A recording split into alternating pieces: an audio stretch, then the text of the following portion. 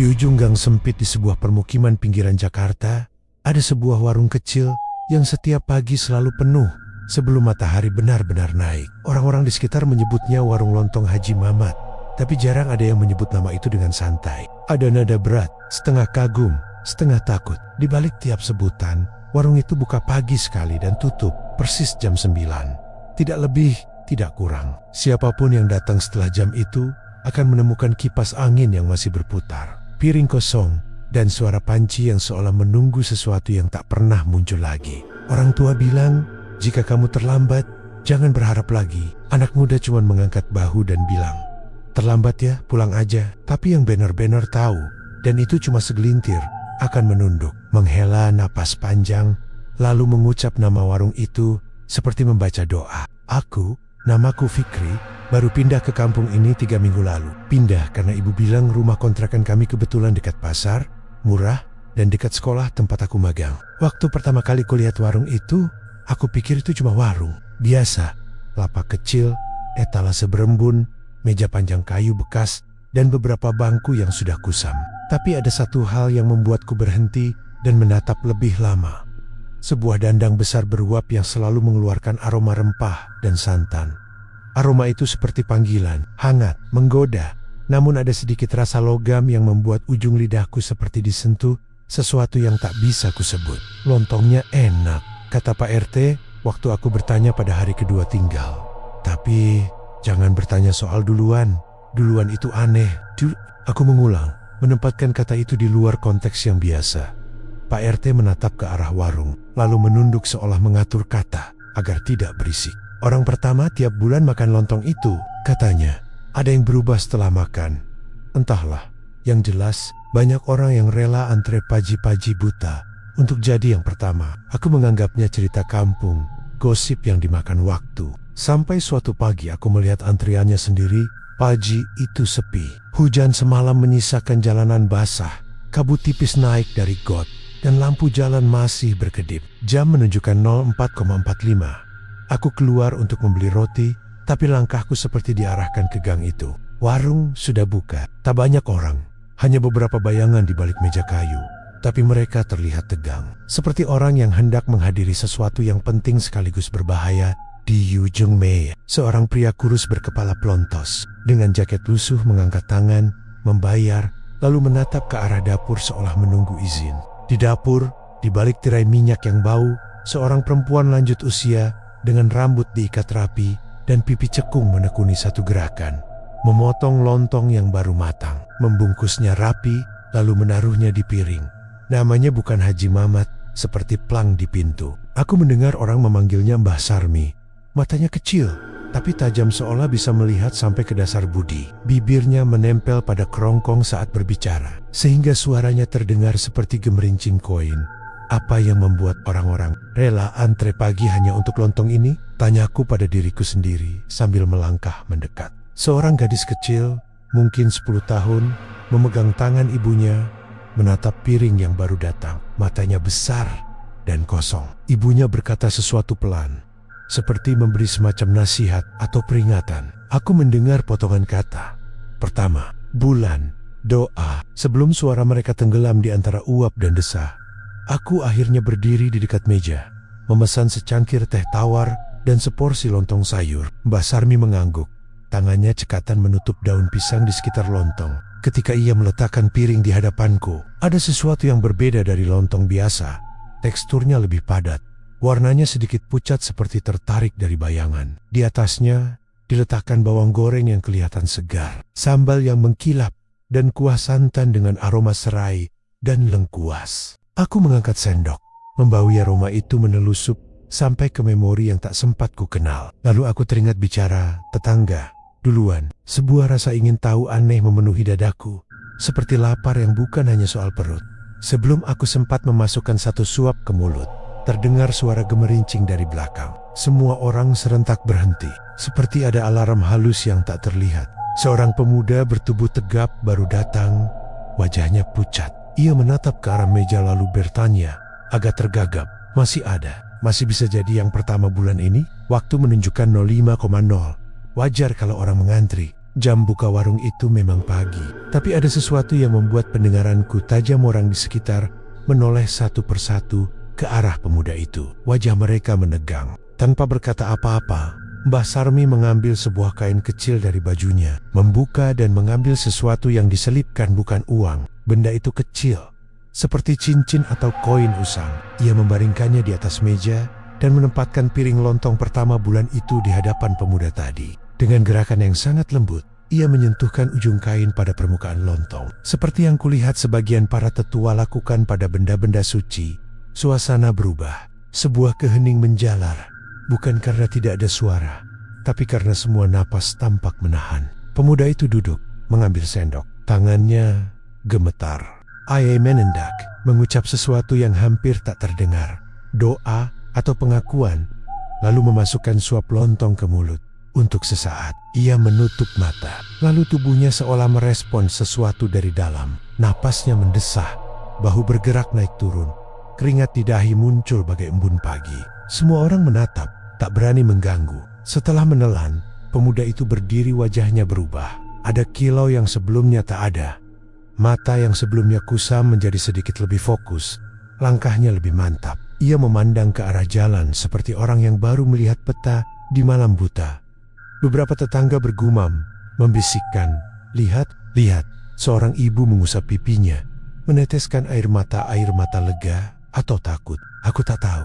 Malam sebelum aku pindah, tetangga lama di rumah kontrakan memang sempat berbisik bahwa warung itu punya aturan lama. Yang pertama, tiap bulan diberi rezeki, kata tetangga itu. Tapi rezeki itu bukan tanpa harga. Ada yang bilang, jiwa sedikit ikut di dalam makanan. Bukan jiwa penuh, bukan begitu. Cuma sisa. Aku tak paham waktu itu. Aku pikir itu cuma kiasan. Tapi pagi ini, melihat perubahan pada pemuda itu, sesuatu dalam diriku bergetar. Ada pantulan gelap di balik keceriaan tetangga. Raut wajah yang lupa bagaimana menua. Mata yang sedikit jauh, seperti menyimpan rahasia baru. Setelah pemuda itu pergi, orang-orang kembali pada aktivitasnya. Namun, udik itu tak hilang. Ia tertinggal seperti aroma rempah yang tak mau padam. Seorang bapak tua memukal-mukal kepalan tangan, lalu mendekat padaku. "Kamu baru di sini ya?" Suaranya serak. "Sudah lihat sendiri." Mereka bilang, rezeki. Orang-orang datang dari jauh. Demi itu, apa yang harus dibayar? Tanyaku tanpa sadar. Bapak tua itu tersenyum pahit. "Selalu ada harga, nak. Ada yang dapat sehat, ada yang dapat modal, ada yang cari istri, ada yang dapat kerjaan." Pernah ada yang bilang, dia dapat warung baru, tapi setiap malam selalu dengar suara makan dari dapurnya. Pernah ada yang jadi kaya, tapi anaknya sakit.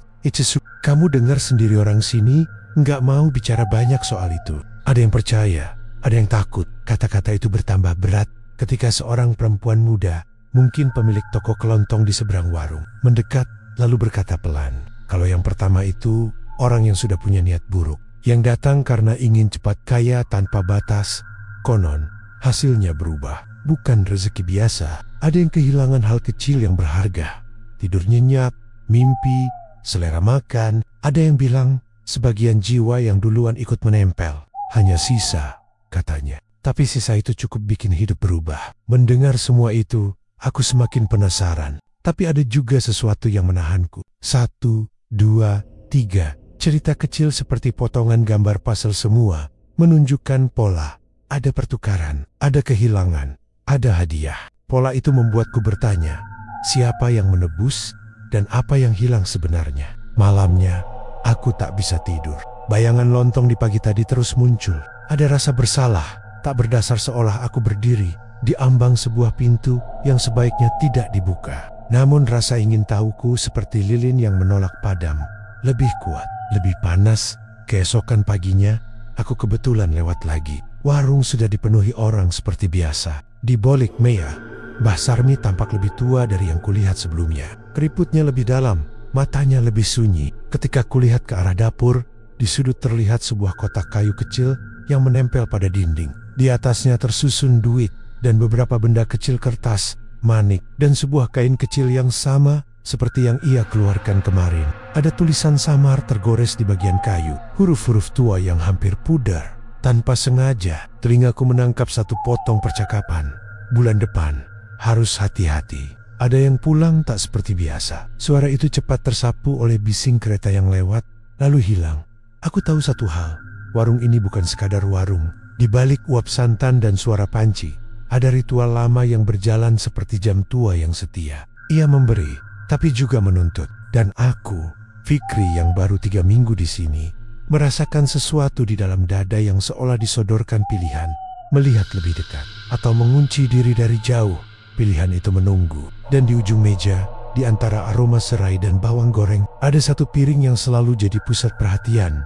Piring yang akan dihidangkan pada fajar pertama setiap bulan. Orang-orang bilang, ia menyimpan sisa dari jiwa pertama. Aku tidak tahu apakah aku percaya, tapi malam demi malam, rasa ingin tahuku tumbuh seperti cendawan setelah hujan.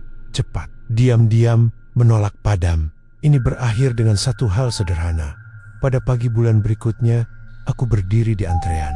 Jam menunjukkan 04,5. Aku menarik napas panjang sampai perut terasa penuh. Selembar kain putih di meja menandakan piring lontong pertama menunggu seorang yang akan menerima rejeki. Atau mungkin sebuah taruhan dengan sesuatu yang lebih tua dari semua kita. Aku tidak tahu apa yang kucari, tapi saat itu aku tahu satu hal pasti. Setelah piring itu dihidangkan, hidup orang yang menerimanya tidak akan lagi sama. Pagi itu Jakarta seperti lupa caranya berisik. Jalanan yang biasanya ramai dengan suara ojek dan teriakan tukang sayur terasa terlalu tenang. Kabut tipis menggantung di atas gang sempit yang menuju warung lontong Haji Mamat. Jam di tanganku baru menunjukkan jam 4:40. Tapi sudah ada sekitar 10 orang berdiri di depan warung dengan wajah yang sama. Tegang, cemas, dan berharap.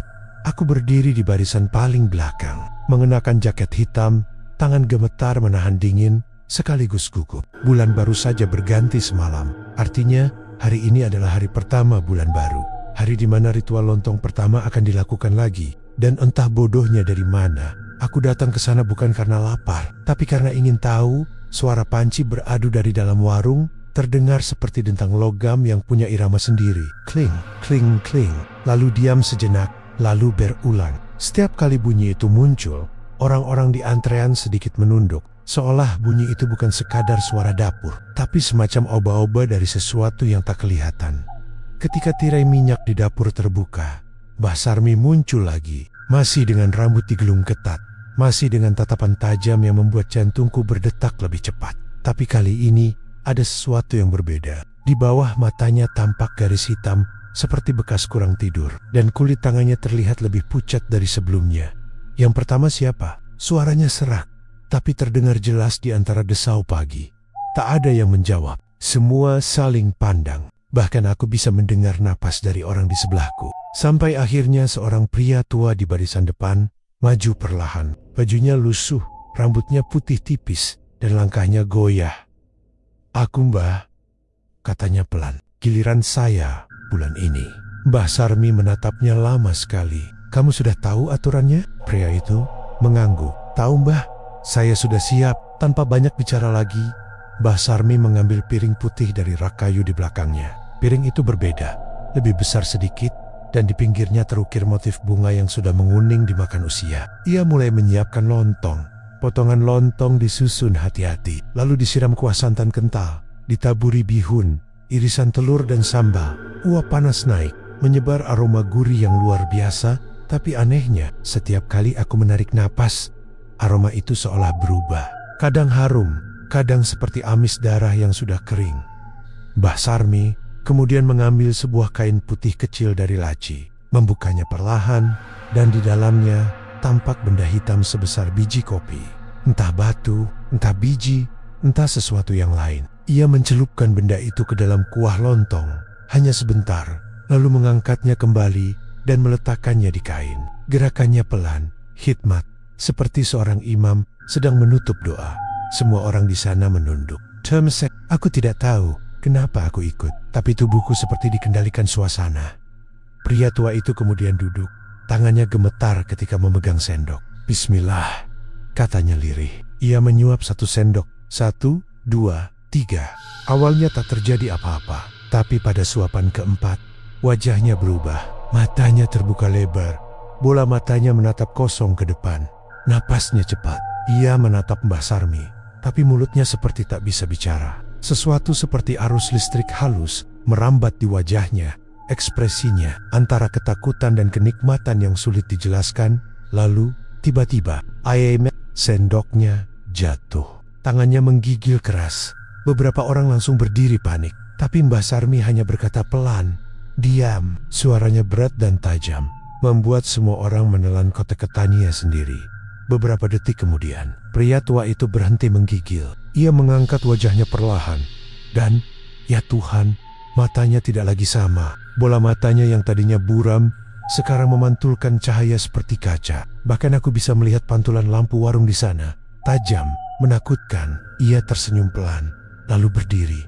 "Terima kasih Mbah," katanya dengan suara yang jauh lebih mantap dari sebelumnya. "Saya rasa sudah cukup." Tanpa menoleh ke siapapun, ia berjalan keluar warung. Orang-orang menyingkir memberi jalan. Sebagian menunduk, sebagian lagi menatap dengan wajah bingung. Ketika ia melangkah keluar, aku mencium sesuatu yang aneh, seperti bau dupa bercampur darah segar. Aku menggigil. 1 jam setelah itu, warung kembali beroperasi seperti biasa. Orang-orang memesan, makan, bercanda, seolah kejadian tadi pagi tak pernah terjadi. Tapi ada satu hal yang tak bisa kulupakan. Di dinding belakang warung, di dekat dapur, kulihat noda merah sebesar telapak tangan yang tidak ada kemarin. Bentuknya aneh, seperti sidik jari yang menempel. Sebelum aku pergi, aku memberanikan diri mendekat ke Mbah Sarmi. "Mbah, itu tadi, kenapa?" tanyaku pelan. Mbah Sarmi berhenti mencuci piring, menatapku tanpa ekspresi. "Kamu pendatang?" "Ya," aku mengangguk. Ia menarik napas dalam-dalam, lalu berkata, "Warung ini sudah ada sejak zaman kakek buyut saya. Dulu, tiap bulan harus ada yang pertama. Kalau tidak, dandang tidak akan matang, lontong akan basi. Tapi, kalau ada yang mau, rezekinya deras. Selalu begitu caranya menjaga warung tetap hidup." "Menjaga? Dari apa?" tanyaku pelan. Mbah Sarmi menatap ke arah dandang yang masih beruap. "Dari kelaparan yang bukan milik manusia." Kata-kata itu membuat bulu kudukku berdiri. Aku pulang dengan langkah cepat, tapi sepanjang jalan aroma santan dan serai seolah masih menempel di bajuku. Di rumah kontrakan, aku mencoba tidur, tapi di antara setengah sadar dan mimpi, aku mendengar suara panci berdenting. Kling, kling, kling, seperti dari jauh, tapi jelas. Malam harinya, aku tak tahan. Aku kembali ke warung.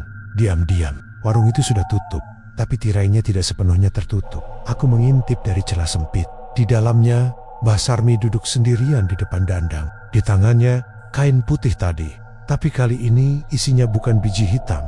Di atas kain itu, kulihat sepotong lontong kecil dengan warna aneh. Abu-abu, seperti lilin yang membatu. Ia berbicara sendiri, lirih, seperti berdoa. "Sudah kukasih, sudah kubayar. Jangan ganggu yang lain." Lalu aku melihat sesuatu yang membuat darahku berhenti mengalir. Dari dalam dandang, muncul uap tebal yang bukan seperti uap air. Uap itu menggumpal, membentuk semacam wajah samar, 2 mata kabur, mulut yang bergerak perlahan. Wajah itu seperti terbuat dari asap dan cahaya, tapi menatap langsung ke arah Mbah Sarmi, dan lalu ke arahku. Aku mundur spontan, hampir jatuh. Tirai berderik, tapi tak ada yang keluar. Aku lari secepatnya pulang. Tanpa menoleh, malam itu aku demam. Dalam mimpi, aku melihat dandang itu lagi. Tapi kali ini aku berdiri di dekatnya, dan dari dalamnya muncul suara-suara pelan seperti orang berbisik di dasar air. "Yang pertama harus dibayar. Lapar, jangan berhenti. Lontong, jiwa." Aku terbangun dengan keringat dingin membasahi bantal, dan di luar, dari arah gang tempat warung itu berada, samar-samar ku dengar suara yang sama, dentang logam, 3 kali berulang. Kling, kling, kling, seolah menandakan bahwa ritual bulan itu baru saja dimulai. Dan entah kenapa, aku merasa seperti sudah menjadi bagian dari sesuatu yang tidak bisa kutinggalkan. Di kalender di dinding rumahku, kutandai tanggal hari ini dengan lingkaran merah. Karena di dalam diriku ada rasa yang tak bisa kupahami, rasa haus, rasa lapar yang bukan untuk makanan. Dan di kepalaku, satu pertanyaan berulang seperti mantra. Bagaimana kalau bulan depan, aku yang jadi yang pertama? Sudah 3 minggu berlalu sejak aku menyaksikan sendiri ritual lontong pertama di warung Mbah Sarmi. Tapi setiap malam mimpi itu terus datang. wajah dari uap dandang, suara yang berbisik dari dalam santan, dan bayangan Mbah Sarmi yang berlutut di lantai sambil membawa kain putih. Aku mencoba menganggap semua itu hanya halusinasi. Mungkin karena aku terlalu lelah atau karena terlalu percaya pada cerita kampung. Tapi semakin aku mencoba melupakan, semakin banyak hal aneh yang justru terjadi di sekitarku. Semuanya dimulai dari bau santan. Aku mencium bau itu di mana-mana, di kamar, di baju, bahkan di rambutku. Padahal aku sudah mencuci pakaian berkali-kali. Tapi aroma gurih yang sama terus muncul setiap kali malam turun. Bau yang hangat di hidung, tapi semakin lama menciptakan rasa mual di perut. Lalu ada hal lain, sesuatu yang lebih menyeramkan. Setiap kali aku berjalan melewati warung itu saat pagi, Mbah Sarmi selalu menatapku lama. Tidak seperti dulu. Tatapannya sekarang seperti memeriksa sesuatu dalam diriku. Kadang aku merasa dia ingin memastikan sesuatu. Kadang tatapan itu seperti ingin berkata, "Kamu sudah terpilih." Tapi aku tidak tahu untuk apa. Suatu pagi, aku mencoba berani mampir lagi. Warung seperti biasa ramai. Tapi kali ini, wajah-wajah pelanggan tampak lebih murung. Tidak ada yang tertawa, tidak ada yang bercakap. Semua makan dengan cepat, menunduk, lalu pergi. Hanya bunyi sendok dan seruput teh yang terdengar. Aku memesan sepiring lontong. Ketika Mbah Sarmi datang membawa pesanan, aku memperhatikan tangannya. Ada luka kecil di pergelangan, seperti bekas sayatan halus. Darahnya kering, tapi warnanya kehitaman, bukan merah. "Bah, tangannya kenapa?" tanyaku pelan. Ia tersenyum tipis, tanpa menjawab. Hanya berkata, "Kalau kau makan, habiskan. Jangan sisakan sedikit pun." Kata-katanya seperti perintah. Tapi anehnya, begitu aku menatap lontong di depanku, aku kehilangan nafsu makan. Kuah santan yang dulu tampak menggoda, sekarang terlihat aneh. Terlalu kental. Warnanya kekuningan dengan semburat kemerahan di pinggir piring. Dan di permukaannya, aku melihat sesuatu yang bergerak perlahan. Seperti benang halus yang melingkar. Lalu tenggelam. Aku menatap lebih dekat. Bukan benang, rambut. Aku tersentak, menjauhkan piring itu. Ini, belum sempat aku melanjutkan. Mbah Sarmi menatapku tajam. "Makan," katanya dengan nada yang lebih dalam dari biasanya. "Itu bagianmu." Nada suaranya membuat seluruh tubuhku merinding. Aku merasa seperti anak kecil yang dimarahi ibu. Tapi juga seperti seseorang yang sedang diancam sesuatu yang tak terlihat. Aku mencoba mengalihkan pandangan, tapi ketika mataku bertemu dengan wajah pelanggan lain di sana, aku sadar mereka semuanya menatapku, serentak tanpa ekspresi, seolah mereka sudah menunggu aku melakukan sesuatu. Aku tak tahu apa yang terjadi, tapi tubuhku mulai panas, keringat dingin menetes, tanganku gemetar. Ada suara di dalam kepalaku, berbisik lembut, "Satu suap saja, habiskan, nanti berhenti sakitnya." Entah dorongan dari mana, aku mengambil sendok dan memasukkan satu suap lontong ke mulut. Rasanya aneh, gurih, pedas, tapi juga pahit. Seperti menelan logam panas yang menyisakan rasa getir di lidah. Kuahnya terasa hidup. Aku bisa merasakan sesuatu yang bergerak di tenggorokan. Nafasku sesak, tapi aku tak bisa berhenti. Aku menelan, lalu suapan kedua, ketiga, keempat, dan di suapan terakhir, sesuatu berubah. Dunia sekitarku seperti menurun nadanya. Suara pelanggan jadi bergema panjang. Uap dari dandang berubah warna. Tidak lagi putih, tapi abu-abu pekat. Dari arah dapur, terdengar suara. Bukan seperti panci atau wajan, tapi rintihan perlahan. Aku melihat, dari balik tirai dapur, bayangan wajah muncul di permukaan dandang. Wajah seorang pria muda. Matanya tertutup, kulitnya pucat. Ia bergerak perlahan seperti orang yang sedang tenggelam. Lalu, di sampingnya muncul wajah lain, lalu wajah lain lagi. Semua saling menumpuk di permukaan uap santan. Aku ingin berteriak, tapi suaraku tertahan di tenggorokan. Suara itu, rintihan dari dalam dandang, semakin jelas. "Tolong, panas, jangan lagi, jangan lagi." Aku berdiri, tapi lututku lemas. Mbah Sarmi berjalan mendekat. Wajahnya tenang, tapi di matanya aku melihat sesuatu yang tak manusiawi. Ada kilau seperti api kecil di sana. "Kau sudah merasakannya ya?" katanya dengan suara datar. "Kau yang lihat, berarti kau sudah dipilih." Apa maksudnya? Dandang itu butuh mata baru. Jiwa. Setiap beberapa tahun, ada satu yang dipanggil. Bukan untuk makan, tapi untuk melihat. Aku nggak ngerti.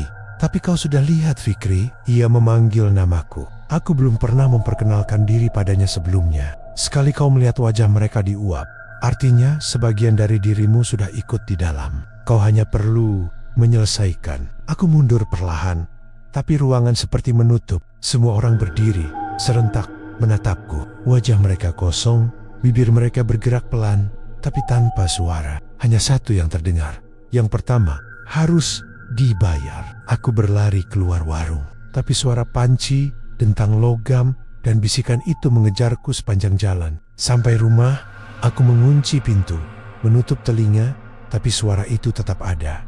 Malam itu aku tak tidur, dan di tengah keheningan, aku melihat sesuatu dari bawah pintu kamar. Uap tipis merembes masuk. Bau santan memenuhi ruangan, dan di tengah uap itu, samar-samar terdengar suara perempuan tua berbisik. Kalau kau lapar, datang saja besok. Dandang sudah menunggu. Keesokan harinya aku mencoba pergi sejauh mungkin dari daerah itu. Tapi entah kenapa, setiap jalan yang kutempuh selalu berakhir di tempat yang sama. Gang kecil menuju warung Mbah Sarmi. Langit mendung, dan dari dalam warung sudah terdengar dentang logam yang akrab. Ketika aku tiba di depan, tak ada siapapun. Hanya warung kosong, meja-meja terbalik, dan dandang yang masih beruap di tengah ruangan. Aku ingin pergi, tapi langkah kakiku tak bisa bergerak. Uap dari dandang berputar, lalu membentuk wajahku sendiri. Dan wajah itu berbisik, "Sudah waktumu, Fikri." Sebelum aku sempat mundur, suara Mbah Sarmi muncul dari belakangku.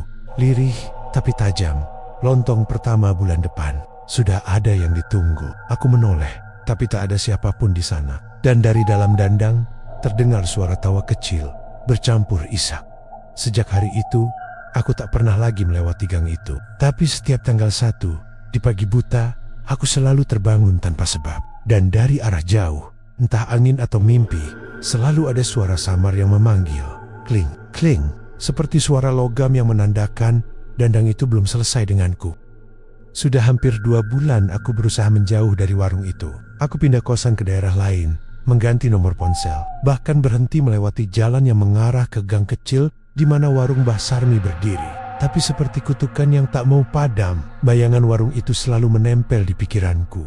Setiap kali aku makan sesuatu yang berkuah santan, entah sayur labu di warteg, opor ayam di rumah makan, aku selalu merasa ada sesuatu yang aneh di lidahku. Rasa itu tidak salah. Rasa itu sama seperti lontong Mbah Sarmi, gurih, lembut, tapi di ujungnya ada pahit besi dan getir darah.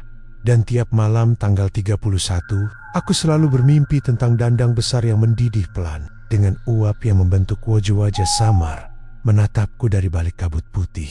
"Kau belum membayar, Fikri." Dandang masih lapar. Pagi itu, hujan turun sejak subuh. Langit kelabu, jalanan sepi. Aku baru saja selesai mengerjakan pekerjaan lepas di laptop, ketika terdengar ketukan di pintu kos. 3 kali, pelan tapi berat. Tok, tok, tok. Ketika ku buka, tak ada siapa-siapa di luar, tapi di depan pintu ada sesuatu. Bungkusan daun pisang. Aku terpaku. Bungkusannya seperti lontong, dibalut rapi, diikat tali rafia kecil. Tidak ada catatan, tidak ada nama pengirim, hanya aroma kuat rempah dan santan yang langsung memenuhi hidung. Aku menatapnya lama. Hujan di luar semakin deras, dan entah kenapa tubuhku mulai menggigil. Logikaku bilang, itu mungkin kiriman makanan dari tetangga, tapi hatiku tahu, aku mengenal bau itu. Itu aroma dari warung Mbah Sarmi. Tanganku gemetar ketika membuka bungkusnya. Di dalamnya bukan lontong biasa, potongannya padat, tapi di tengga-tengganya ada bening seperti jeli. Dan di dalam jeli itu ada sesuatu yang tampak seperti serat rambut. Aku melempar bungkus itu ke lantai, menatap dengan ketakutan. Tapi saat itu juga, lampu kamar berkedip 3 kali, lalu mati. Gelap, dan dari arah jendela, uap mulai muncul pelan-pelan, membentuk kabut putih yang masuk ke kamar. Dalam kabut itu, samar-samar terdengar suara, seperti bunyi logam yang dipukul dari jauh. Kling, kling. Aku menutup telinga, tapi semakin kututup, suara itu makin jelas. Dan di antara kabut itu, muncul bayangan perempuan tua keriput. Rambutnya panjang, matanya kosong. Ia tidak bersuara, tapi bibirnya bergerak cepat, seperti menggumamkan sesuatu. Aku tidak mengerti apa yang dikatakannya, sampai akhirnya satu kalimat keluar jelas dari mulutnya. "Besok pagi, datang. Kalau tidak, dia akan menjemputmu sendiri." Lalu kabut itu menghilang. Aku tak bisa tidur semalaman. Jantungku terus berdetak keras. Tubuhku menggigil meski udara tidak dingin. Aku tahu apa yang harus kulakukan, tapi otakku menolak. Namun saat fajar tiba, langkah kakiku berjalan sendiri menuju gang itu. Warung Mbah Sarmi terlihat seperti biasa dari luar, tapi kali ini tak ada pelanggan. Meja kosong, uap dari dapur masih mengepul, dan di tengah ruangan duduklah Mbah Sarmi. Tubuhnya tampak lebih kurus, matanya cekung, namun bibirnya tersenyum samar. "Sudah waktumu datang," katanya. Aku menelan ludah. "Kenapa kirim itu ke rumah saya, Mbah?" "Saya sudah tidak mau ikut campur." Ia menatap Dandang di sampingnya, lalu berkata, "Kau sudah bagian dari warung ini, Fikri. Kau sudah makan. Kau sudah lihat wajah-wajah di dalamnya. Kau pikir bisa lepas begitu saja?" Aku manda. "Saya nggak mau." Tapi tiba-tiba lantai di bawahku bergetar. Dandang besar itu bergerak sendiri. Uapnya berubah menjadi bentuk tangan, melingkar di udara, lalu menggenggam pergelangan kakiku. Panasnya seperti api yang menyentuh kulit. Aku berteriak, mencoba melepaskan diri, tapi tangan itu menarik lebih kuat. Dari dalam uap, muncul wajah-wajah orang-orang yang dulu pernah kulihat mengantri di warung ini. Mereka menatapku kosong. Bibir mereka mengucap serempak. "Kau belum membayar." Mbah Sarmi berdiri. Suaranya rendah, seperti gema dari dasar tanah. "Setiap bulan, 1 jiwa pertama memberi makan Dandang. Tapi setiap beberapa tahun, Dandang butuh penjaga baru. Itu aturan lama. Dan kau, Fikri, dipilih bukan tanpa alasan. Kenapa saya?" Suaraku serak. Mbah Sarmi mendekat. Wajahnya begitu dekat, hingga aku bisa mencium aroma anyir dari napasnya. "Karena kau melihat, yang bisa melihat uap Dandang hanya mereka yang punya jiwa setengah terbuka." Aku berusaha melepaskan diri, tapi tiba-tiba tangan-tangan uap itu menarikku hingga lututku hampir menyentuh tanah. Dari dalam Dandang terdengar suara keras, seperti ribuan orang berteriak bersamaan. Aku hampir menyerah, sampai aku melihat sesuatu, luka di tangan Mbah Sarmi. Luka itu terbuka, dan dari sana keluar uap hitam pekat yang berputar naik ke langit-langit. Wajah Mbah Sarmi menegang, lalu ia menjerit. "Sudah waktuku selesai," katanya pelan. Suaranya retak seperti piring pecah. Ia menatapku dengan mata kosong, lalu menunduk ke arah Dandang. "Kau gantikan aku." Lalu ia menjatuhkan diri ke dalam Dandang yang mendidih. Air panas menyembur kemana-mana, tapi tak menyentuhku. Aku hanya berdiri membeku, melihat tubuh Mbah Sarmi perlahan tenggelam. Suara desis keras memenuhi ruangan. Uap naik ke langit-langit, berubah menjadi ribuan wajah yang tersenyum aneh. "Selamat datang, penjaga baru." Tiba-tiba semuanya gelap. Aku terbangun keesokan harinya, tapi bukan di kos. Aku duduk di kursi kayu di warung. Matahari pagi menembus tirai. Di depanku ada piring lontong, masih beruap, dan di tanganku entah bagaimana ada kain putih kecil. Kain itu terasa hangat, seperti baru saja digunakan. Di atasnya ada bekas noda hitam, kecil tapi pekat. Orang-orang mulai berdatangan ke warung. Seperti biasa, mereka memesan, duduk, makan, dan mereka semua tersenyum kepadaku, seolah aku memang pemilik warung ini sejak lama. Ketika seorang pemuda bertanya, "Mbah, lontong pertama bulan ini buat siapa?" Aku menjawab tanpa berpikir, "Nanti." Dandang yang memilih. Dan saat aku menatap uap dari panci besar itu, aku melihat pantulan wajah Mbah Sarmi tersenyum di dalamnya. Aku duduk sendiri di depan Dandang, seperti yang biasa ia lakukan dulu. Uap pelan-pelan naik, membentuk wajah-wajah samar. Suara-suara berbisik lagi. Tapi kali ini, mereka tak memanggilku Fikri lagi. Mereka berkata dengan lembut, "Mbah, besok pagi." "Siapa yang pertama?" Aku menatap uap itu dalam-dalam, lalu menjawab pelan, "Yang lapar, yang datang paling awal." Dan di luar, dentang logam itu terdengar lagi. Kling, kling, kling. Sebagai tanda bahwa warung lontong sayur Betawi itu telah punya penjaga baru. Sudah hampir 2 bulan aku berusaha menjauh dari warung itu. Aku pindah kosan ke daerah lain, mengganti nomor ponsel, bahkan berhenti melewati jalan yang mengarah ke gang kecil di mana warung Mbah Sarmi berdiri. Tapi seperti kutukan yang tak mau padam, bayangan warung itu selalu menempel di pikiranku. Setiap kali aku makan sesuatu yang berkuah santan entah sayur labu di warteg, opor ayam di rumah makan, aku selalu merasa ada sesuatu yang aneh di lidahku. Rasa itu tidak salah. Rasa itu sama seperti lontong Mbah Sarmi, gurih, lembut, tapi di ujungnya ada pahit besi dan getir darah. Dan tiap malam tanggal 31, Aku selalu bermimpi tentang dandang besar yang mendidih pelan, dengan uap yang membentuk wajah-wajah samar menatapku dari balik kabut putih. Kau belum membayar, Fikri. Dandang masih lapar. Pagi itu, hujan turun sejak subuh. Langit kelabu, jalanan sepi. Aku baru saja selesai mengerjakan pekerjaan lepas di laptop ketika terdengar ketukan di pintu kos. 3 kali, pelan, tapi berat. Tok, tok, tok. Ketika ku buka, tak ada siapa-siapa di luar. Tapi di depan pintu, ada sesuatu. Bungkusan daun pisang. Aku terpaku. Bungkusannya seperti lontong. Dibalut rapi, diikat tali rafia kecil. Tidak ada catatan, tidak ada nama pengirim. Hanya aroma kuat rempah dan santan yang langsung memenuhi hidung. Aku menatapnya lama. Hujan di luar semakin deras. Dan entah kenapa tubuhku mulai menggigil. Logikaku bilang, itu mungkin kiriman makanan dari tetangga. Tapi hatiku tahu, aku mengenal bau itu. Itu aroma dari warung Mbah Sarmi. Tanganku gemetar ketika membuka bungkusnya. Di dalamnya bukan lontong biasa. Potongannya padat tapi di tengga-tengganya ada bening seperti jeli. Dan di dalam jeli itu ada sesuatu yang tampak seperti serat rambut. Aku melempar bungkus itu ke lantai, menatap dengan ketakutan. Tapi saat itu juga lampu kamar berkedip 3 kali, lalu mati, gelap. Dan dari arah jendela, uap mulai muncul pelan-pelan, membentuk kabut putih yang masuk ke kamar. Dalam kabut itu, samar-samar terdengar suara. Seperti bunyi logam yang dipukul dari jauh. Kling, kling. Aku menutup telinga. Tapi semakin kututup, suara itu makin jelas. Dan di antara kabut itu, muncul bayangan perempuan tua keriput. Rambutnya panjang, matanya kosong. Ia tidak bersuara, tapi bibirnya bergerak cepat. Seperti menggumamkan sesuatu. Aku tidak mengerti apa yang dikatakannya. Sampai akhirnya satu kalimat keluar jelas dari mulutnya. Besok pagi, datang. Kalau tidak, dia akan menjemputmu sendiri. Lalu kabut itu menghilang. Aku tak bisa tidur semalaman. Jantungku terus berdetak keras. Tubuhku menggigil meski udara tidak dingin.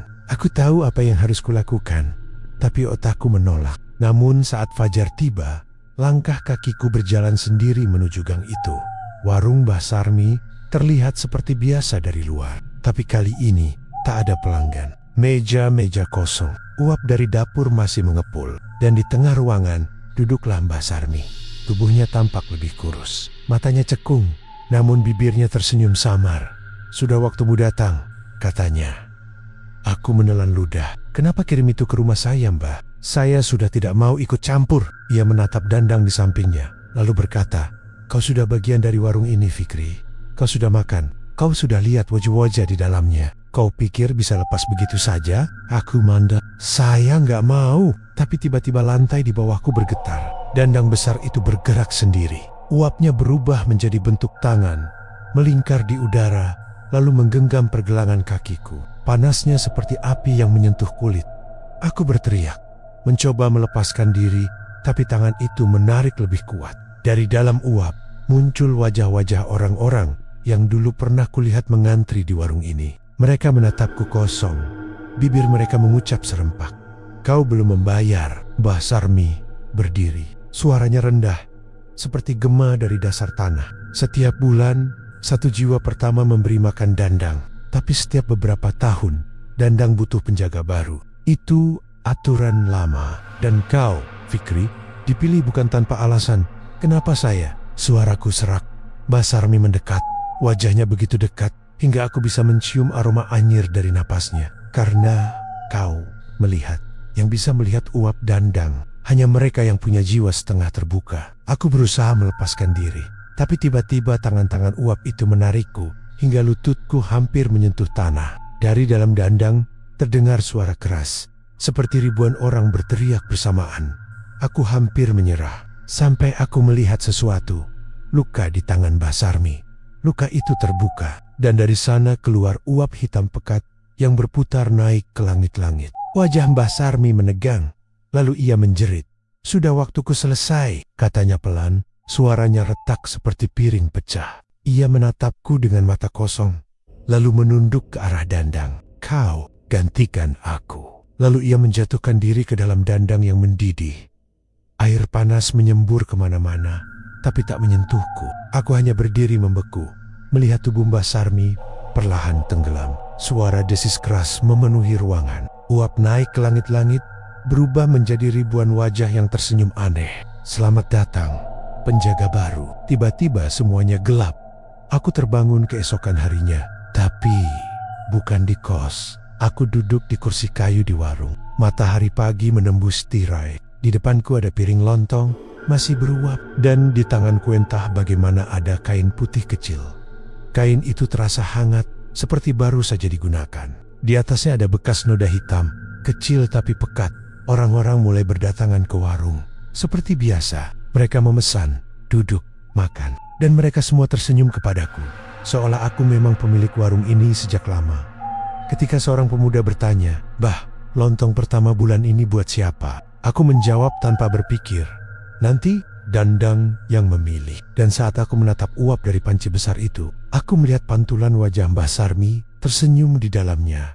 Malamnya, aku duduk sendiri di depan Dandang, seperti yang biasa ia lakukan dulu. Uap pelan-pelan naik, membentuk wajah-wajah samar. Suara-suara berbisik lagi. Tapi kali ini, mereka tak memanggilku Fikri lagi. Mereka berkata dengan lembut, "Mbah, besok pagi." Siapa yang pertama? Aku menatap uap itu dalam-dalam, lalu menjawab pelan, "Yang lapar, yang datang paling awal."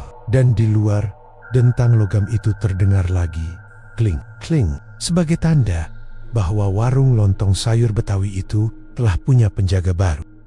Sudah 2 bulan sejak aku menjadi penjaga warung ini, dan sejak itu, setiap tanggal 1 pagi, aku selalu kehilangan seseorang. Kadang pelanggan baru, kadang pelanggan lama. Tapi semuanya sama. Mereka datang dengan wajah ramah, menyuap lontong pertama, lalu hilang tanpa jejak. Yang tertinggal hanya piring kosong dan suara uap Dandang yang bergumam, "Sudah lunas bulan ini." Aku sudah berhenti menghitung berapa nyawa yang hilang. Awalnya, aku takut, tapi lama-lama ketakutan itu memudar. Setiap kali Dandang mendidih, ada rasa aneh di dadaku, seperti kepuasan, seperti lapar yang terisi.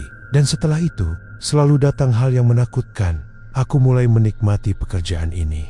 Pagi itu berbeda. Langit Jakarta tak berawan, tapi hawa dingin terasa sampai tulang. Dari tadi malam, Dandang itu bergetar pelan, seperti sedang tak sabar menunggu. Uapnya keluar terus, meski apinya belum aku nyalakan. Dan di dalam uap itu, samar-samar terdengar suara bukan satu, tapi banyak.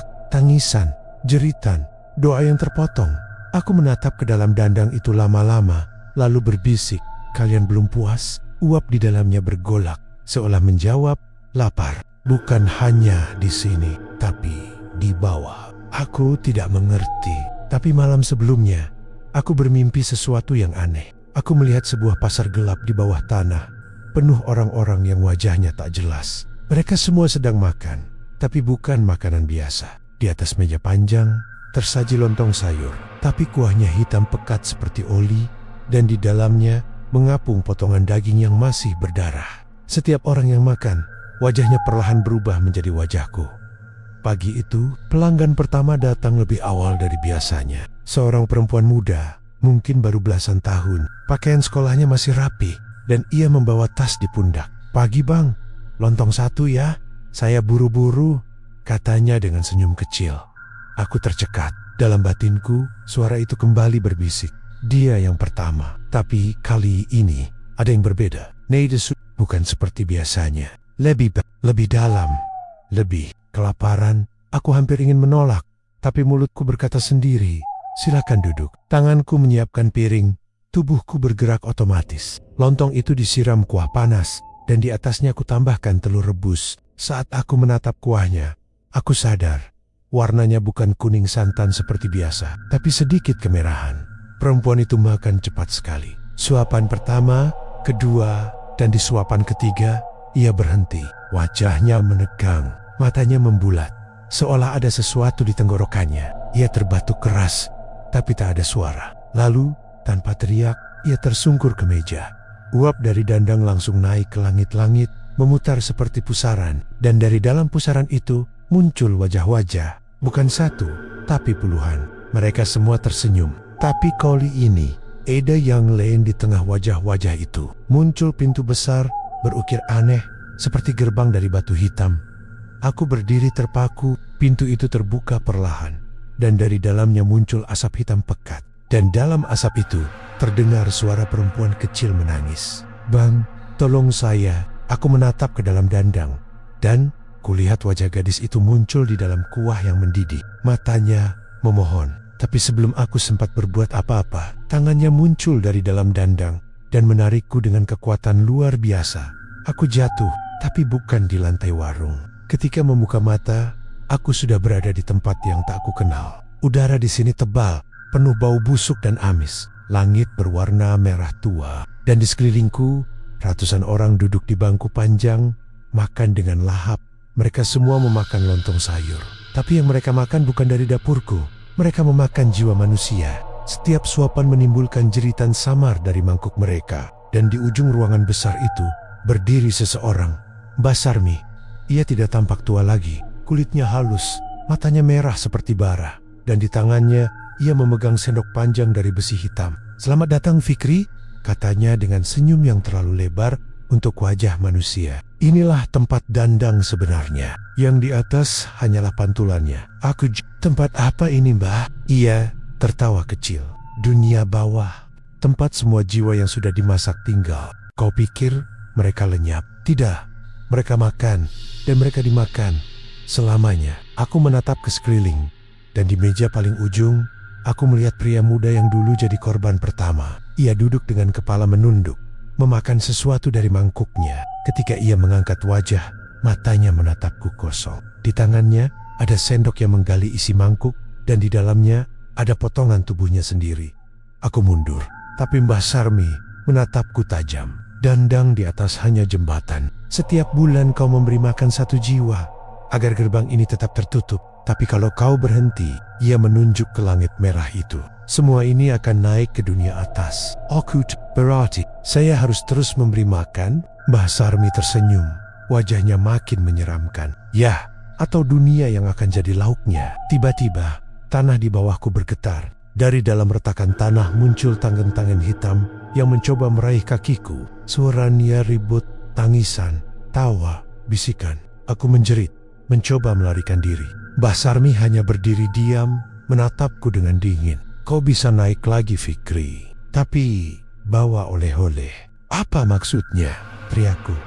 "Bawa satu jiwa, tukar untuk kembali." Aku menatap sekeliling, bingung. Tapi dari antara kabut merah, aku melihat gadis kecil yang tadi, tubuhnya lemah, matanya kosong, tapi masih hidup. Ia menatapku dan berbisik lirih, "Tolong aku, Bang." Dan saat itu, aku tahu itulah pilihan yang diberikan padaku. Kalau aku ingin keluar dari neraka ini, aku harus menyerahkan dia.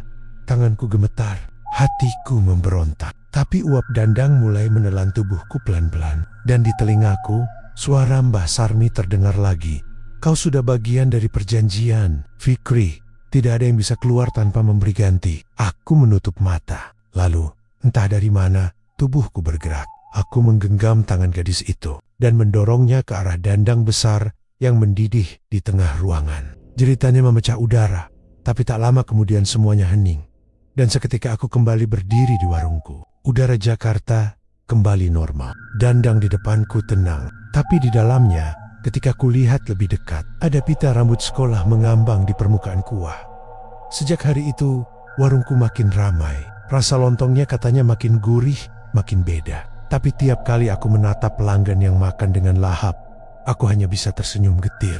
Karena aku tahu, setiap sendok yang mereka suap membawa sedikit rasa dari dunia bawah. Dan tiap malam, saat aku duduk sendiri di depan dandang, aku mendengar suara anak kecil dari dalamnya, menangis pelan. "Bang Fikri, kapan aku boleh pulang?" Aku tidak menjawab. Aku hanya menatap dandang itu, lalu mengaduk kuahnya perlahan, sampai uapnya membentuk wajah Mbah Sarmi yang tersenyum di dalam kabut. "Kau sudah seperti aku sekarang, Fikri." Dan di luar warung, angin berhembus membawa aroma santan, darah, dan kutukan. Tanda bahwa pesugihan lontong sayur Betawi masih hidup dan akan terus memanggil jiwa-jiwa baru. Sudah 3 bulan berlalu sejak aku menyerahkan gadis kecil itu kepada dandang. 3 bulan sejak aku sadar, aku bukan lagi manusia biasa. Aku bukan Fikri yang dulu. Sejak hari itu, setiap pagi jam 3, aku selalu bangun tanpa alarm. Tubuhku otomatis menyalakan lampu minyak, menyiapkan bahan, lalu menyalakan api di bawah dandang. Tapi, Kali ini, uap yang keluar dari sana tidak putih seperti biasa. Sekarang warnanya kemerahan, seperti kabut darah yang perlahan memenuhi ruang dapur.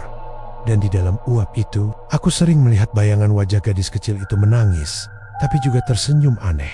Kadang dia memanggilku pelan, "Bang Fikri, ada yang nunggu di luar." Setiap kali itu terjadi, selalu ada pelanggan pertama yang datang, dan setiap pelanggan pertama selalu menghilang sebelum siang. Aku tidak pernah mencarinya lagi. Aku tidak menanyakan kenapa. Aku hanya tahu, kalau aku berhenti, pintu ke dunia bawah akan terbuka lagi. Tapi pagi ini berbeda. Udara terasa berat, seperti ada yang menahan napas di sekitar warung. Burung-burung tidak bersuara, dan matahari enggan muncul. Entah kenapa, dandang itu mendidih lebih cepat dari biasanya. Padahal apinya belum kusulut.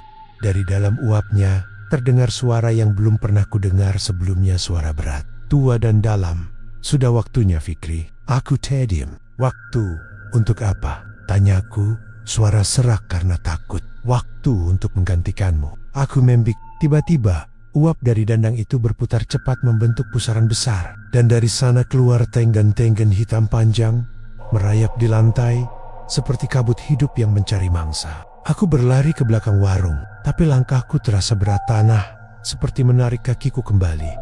Dari luar warung terdengar langkah kaki pelan.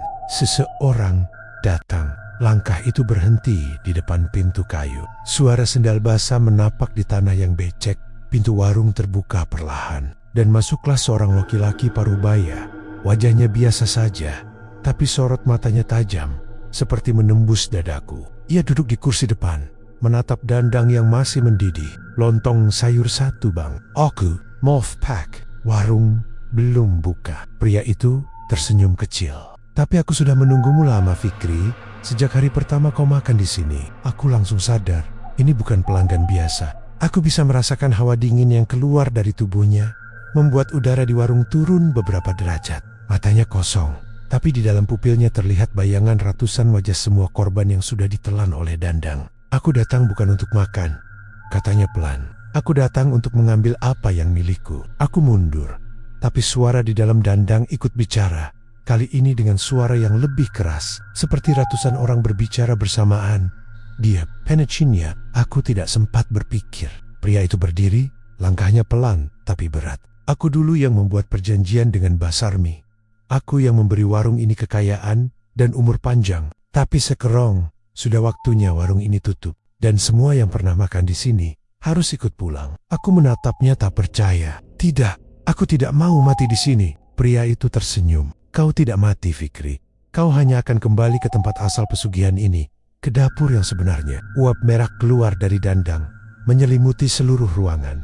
Piring-piring pecah sendiri, meja bergeser, dan dari lantai muncul bayangan wajah-wajah korban, pria muda, gadis kecil, bahkan Basarmi. Semuanya menatapku, memanggil namaku bersamaan. "Fikri, waktumu sudah habis." Aku mencoba lari keluar, tapi pintu warung menutup sendiri dengan suara keras. Prak! Tangan-tangan dari uap meraih kakiku, menarikku ke arah dandang yang kini berwarna merah menyala. Aku menjerit, berpegangan di meja, tapi kayunya rapuh, patah dalam genggaman. Tubuhku terseret perlahan ke arah panci itu.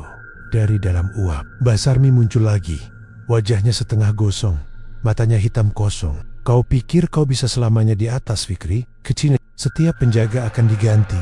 Seperti aku dulu. Sekarang giliranmu jadi bagian dari dandang." Aku menangis, meronta, tapi semakin aku melawan, semakin kuat tarikan itu. Tubuhku kini hanya beberapa jengkal dari dandang mendidih. Uapnya membakar kulitku. Aroma santan bercampur daging terpanggang menyebar ke udara. Pria parubaya itu hanya berdiri di depan pintu, menatap dengan tenang. "Selamat datang di siklus abadi, Fikri. Setelah kau tenggelam, akan ada orang baru yang datang. Lapar, penasaran, dan butuh uang. Warung ini akan memilihnya sendiri." Aku sempat berteriak keras, "Tidak!" Lalu seluruh tubuhku ditelan dandang. Suara ledakan kecil terdengar. Uap merah memenuhi ruangan. Dan setelah itu, semuanya sunyi. Beberapa jam kemudian, matahari muncul. Gang kecil di pinggiran Jakarta itu tampak biasa saja. Tapi anehnya, warung lontong sayur itu kini tampak baru. Cat dindingnya segar, kursinya baru. Bahkan papan namanya berganti tulisan. Lontong sayur Betawi, resep asli warisan Mbah Fikri. Dan di belakang meja, berdiri seorang pemuda kurus berwajah ramah. Ia menyalakan dandang besar, tersenyum kepada pelanggan pertama yang datang pagi itu. "Lontong 1. Bang," kata si pelanggan sambil duduk. Pemuda itu menuangkan kuah perlahan, lalu berbisik pada dandangnya. "Sudah siap, Mbah." Uap putih naik dari panci, membentuk wajah samar yang tersenyum puas. "Sudah, kau tinggal melanjutkan, Nak." Pemuda itu tersenyum. Dan saat pelanggan pertama menyuapkan lontongnya, dandang itu bergetar pelan dari dalam uap. Terdengar suara bisikan yang hanya bisa didengar oleh penjaga baru itu. "Selamat datang di warung terakhir pagi ini." Dan sejak hari itu, warung lontong sayur Betawi terus buka setiap pagi, ramai seperti biasa, sampai jam 9. Setelah itu tutup, selalu. Karena di bawah aroma santan dan daun salam, ada bau lain yang tak pernah bisa hilang. Bau darah yang menandai bahwa satu jiwa lagi telah dimasak untuk dandang abadi. Dan entah siapa, tapi mungkin besok giliranmu yang datang paling pagi.